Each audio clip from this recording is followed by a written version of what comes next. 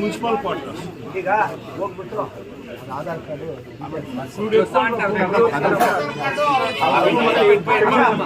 ಇಲ್ಲೇ ಇರ್ತಾರೆ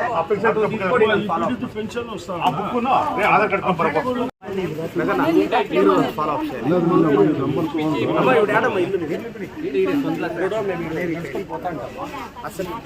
photo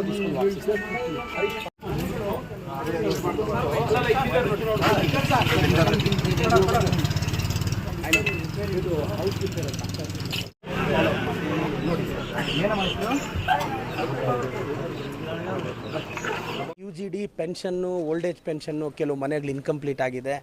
ಜನರಲಾಗಿ ಮೇಜರಾಗಿ UGD ಸಮಸ್ಯೆ ಹೇಳಿದ್ರು, ಮತ್ತು ಕೆಲವು ತಮ್ಮದೇ ಆದಂಥ ಸಮಸ್ಯೆಗಳು ಹೇಳಿದರೆ ಎಲ್ಲ ಪಟ್ಟಿ ಮಾಡ್ಕೊಂಡಿದ್ದೀನಿ.